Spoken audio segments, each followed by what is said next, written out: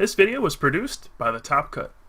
Be sure to check out thetopcut.net, your home for Pokemon TCG, tournament coverage, professional game analysis, and interviews with the best players in the world. Thanks for watching. What's up, everyone? I'm Josue Crimz Rojano, and with me is Kyle Pooka Sucevich, and we are here in the Philadelphia, Pennsylvania regionals. And actually, this is the top four between Dylan Bryan and Nick Capobianco. Yeah, this should be a pretty interesting matchup. We have seen Dylan so far. We have the handshake right there. Of course, he's still running his CMT deck. But Nick, man, he is running one weird deck. You want to tell us what he's playing, Crim? I would, but I'm kind of still shocked by it as we're talking about it, because it runs kind of the Terrakion engine that we're all kind of getting used to now, which includes the EXP share. But then it also includes Mewtwo. And then it also includes Crimz. So I don't even know what to call this deck. I just know that it's in the top four, so it's got to be doing something right. Well, I'll give you a little more info on it. I believe this deck was built as a counter to CMT. It actually runs Crimz EX, not the normal one. So we will be seeing plenty of that. And it runs Crushing Hammer, actually. So it's more of a energy denial deck than anything. Of course, Crimz EX does 60 for 3 energy, and then it discards any special energy attached to the defending Pokemon, or one of them at least. So really, against a CMT deck, you can start off early on knocking out Celebies with Frozen Wings for 60, and against Mewtwo's, you can Crushing Hammer, discard the Grass, and then use Frozen Wings, discard the Double Colorless, and really just deny your opponent of energy, and then follow up with Terrakions later. So I think that'll be his goal, but we will see if it actually works or not. That's kind of interesting because obviously you have all the Vileplume decks, which have been the control decks in a sense for Pokemon, and obviously they've started dying off because of Mewtwo's strength. But I guess this could be, and I mean I might be getting carried away here, but this could be Pokemon's new version of a control deck. Yeah, in a way, it's definitely one of the more rogue decks. In a format where there's really limited creativity, we've seen a guy put together a new deck and be pretty successful with it, so that's kind of cool. And another fascinating thing is we'll have CMT versus KMT, I guess. Now, we're all familiar with Dylan's accomplishments. Have you heard of any of Nick's accomplishments, by the way? I can't say that I have. This is really the first I've ever heard of Nick, but obviously his deck's got to be doing something right. He's got to be doing something right to make it to the top four here. And I'm looking forward to seeing what he's doing. Well, yeah, I mean, he's definitely doing something right. He already got 2 heads. Is that 4 heads? It might be. Flipping heads on dual wall is a very good skill to have. Yes, it is. I've improved my skills on that lately, but looks like Nick has perfected the art. He's got 4 heads already. And he's picked 1 Smeargle, 1 Terrakion, and 2 Crimz EXs, correct? Yeah, looks like it so far. So his energy acceleration, which is important for pretty much every deck, comes in the form of EXP share, which is more preserving energy than accelerating it. You're going to be slow early on still, but you'll keep the energy in play. So once you start attacking, you should have just a constant flow of attackers. And I also saw he runs Super Scoop Up, so he's taking advantage of the 180 hit points of Crimz EX however he can. And it's pretty nice that we just saw a switch off of Nick, because obviously he's got nothing but really high retreat Pokemon, so his switches are going to have to be pulling a lot of work this entire match. All right, so he portraits there, and there's 2 Junipers, 2 Ns, Dual Ball, and a Double Colorless, and he decides to N instead of Juniper. What do you think about that? I think he declumped. I don't know if you noticed, but I saw a little declumping happen. Already? No, the end's fine here, and I like seeing him just kind of force his opponent into having a new, potentially worse hand. Yeah, that hand was pretty solid for Dylan. Also, I don't think Nick wanted to discard the cards in his hand, because he had, I saw a Crushing Hammer, a Catcher, a Super Scoop Up, all stuff he really wants as many as possible of. So he didn't want to use the Juniper and discard them for later. Exactly. So N will let him preserve those resources. Hopefully he can draw them back later at more important times. Yeah, I would like to see Nick play an energy this turn, The Yeah, problem that I'm really noticing with this deck that a lot of other decks can really take advantage of is the fact that Nick really can't do anything for a while. I mean, if Kirim's his main attacker, then he can't even start attacking until turn 3, turn 2 if he hits a double colorless, and he's so vulnerable to loss remover that it's a little scary. But I mean, obviously the deck works for him, and he's now played a Juniper of his own, and I still don't see an energy off of Nick, but I do see two actually, he EXP played ships. a double colorless already. So Is that a double colorless? Where's it at? on his Kiram EX on the bench. Oh, okay, I thought that was an EXP ship. I'm sorry. No, he put one of those on Terrakion too. So he will have an option to use Frozen Wings on the second turn. So it's actually not that bad compared to the normal straight Terrakion deck, which would have a turn to retaliate at best for 30. This gives you an option for a turn to 60 at least. So this deck is a little quicker than the standard Terrakion deck, and I don't know. I guess we'll just kind of learn together to see how this deck actually works. And I'm sure that a lot of viewers who are looking at this deck for the first time are probably wondering exactly how the energy engine honestly works. Because not only do you have EXP share, which focuses on basic energies, but you're relying on double colorless, and then you have multiple energy requirements with fighting energy for Terrakion, water energy for Kyurem, and then obviously Mewtwo can use psychics, but likely there's no way to fit that. So I'm a little concerned, but again, I mean, the deck's in the top 4, and we see a water energy coming onto the Kyurem, so the Kyurem can now actually attack. And yeah, I am a little bit concerned, but I would think that Nick actually chose the right energy count here, and that this shouldn't be a major concern for him. We see a Junkarm, and he's discarding a Shaman as well as another card. Discarding Shaman's never a good thing, because you just never know when it can come in use handy, even with the XP share. Yeah, I'm sure he plays Super Rod though, so he'll be able to get that back eventually, maybe. Um, Hopefully. and his bench is full. He doesn't need Shaman anytime soon, and he'll actually take the first knockout on a Celebi. And if you're Dylan, you saw Nick play a Crushing Hammer, and I gotta say, anytime anybody plays that card against me, my heart kind of skips a beat. That's the last card you ever want to see, because that just completely impacts your math and your energy attachments and pretty much the entire game. If your opponent starts hitting heads on those, there's nothing scarier in this game right now. Absolutely. I couldn't agree more.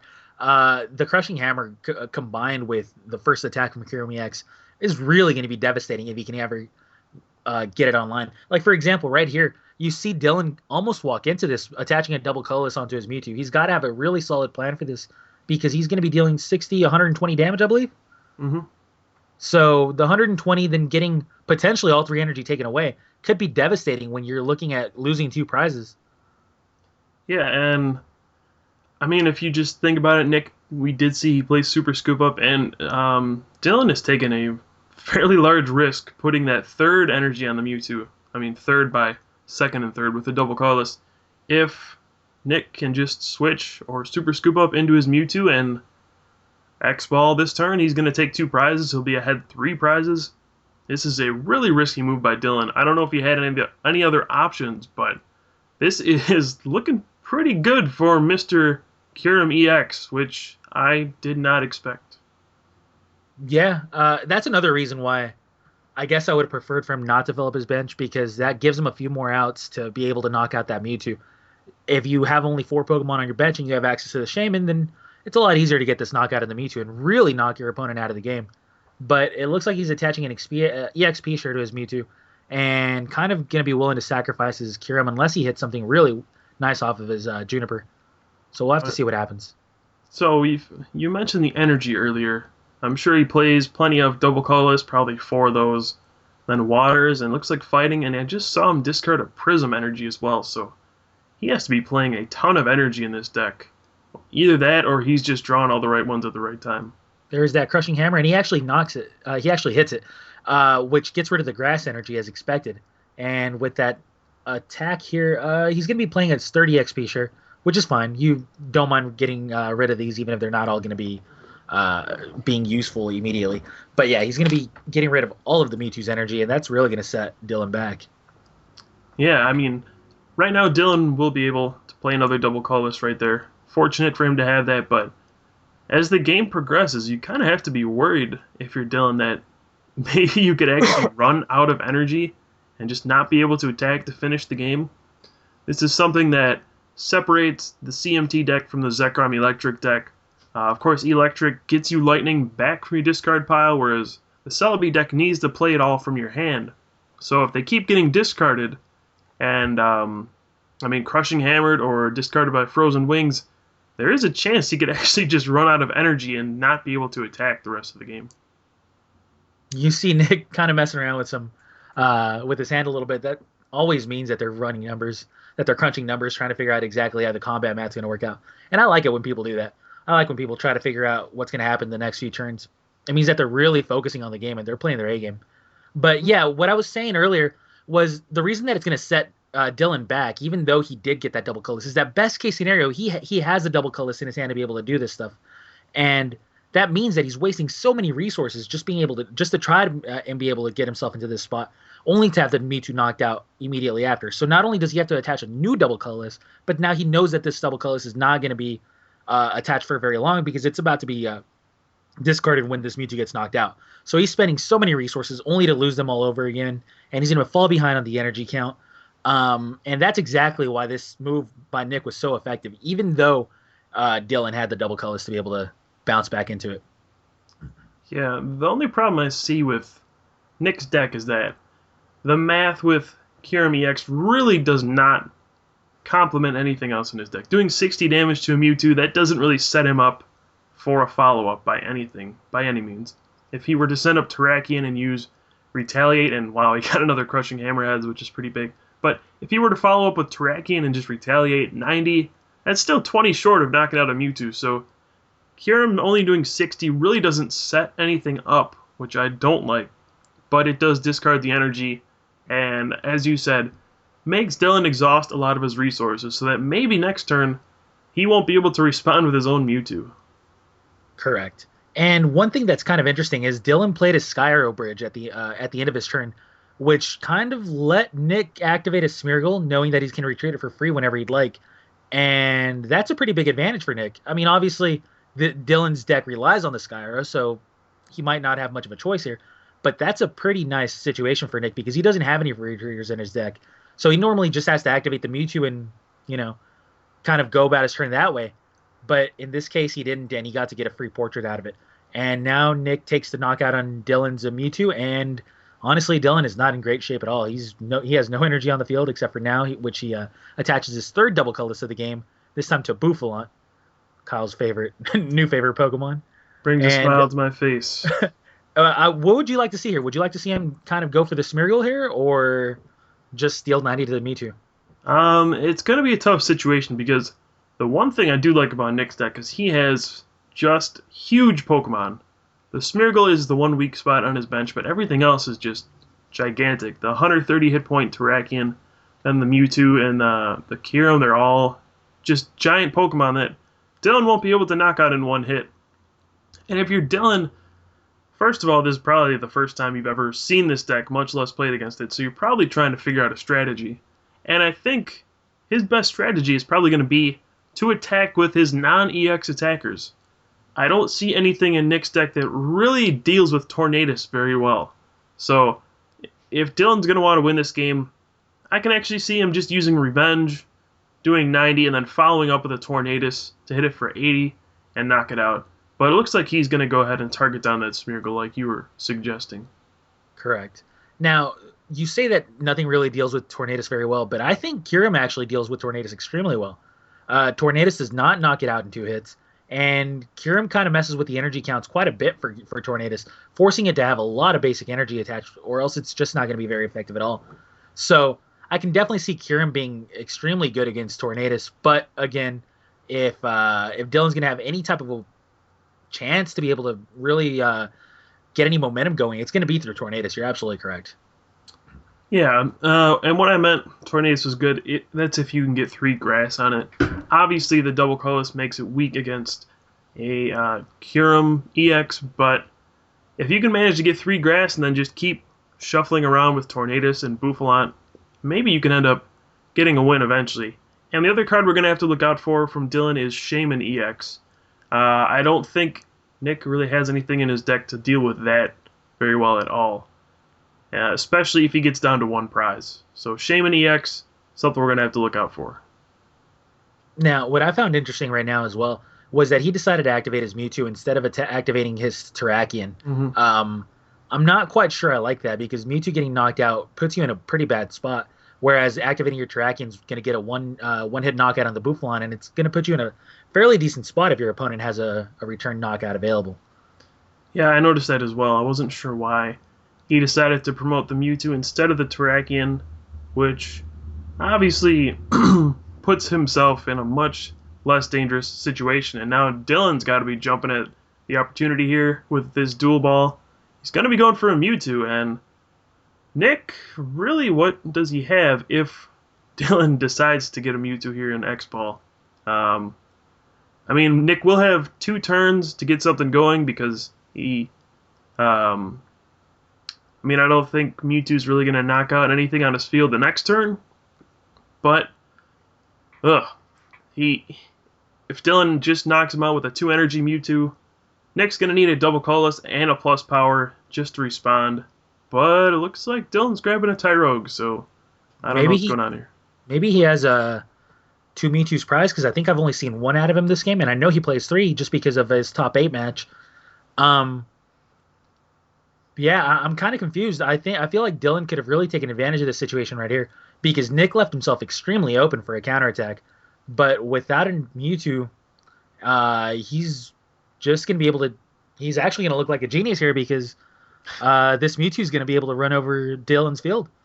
Now, the other thing is, we know Dylan has gone through at least 3 double colorless energy in this game so far. So it's actually going to be a lot tougher for him to respond with a Mewtwo than we're making it out to be, especially after that N that put him at 3 cards. And he's only going to get 3 cards again here. So really, the odds of Dylan having a Mewtwo can't be that high. I mean, he had the dual ball, correct? Yeah, but the energy, that was the more difficult part. Mm-hmm. No, yeah, that's absolutely correct.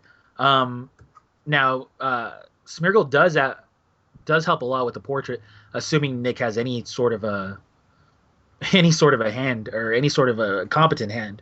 And we see a plus power off of Dylan. Not quite sure why he's playing that plus power, just to get rid of it, I suppose. But he's going to use portrait, I think, and then if there's a Juniper, which there's not.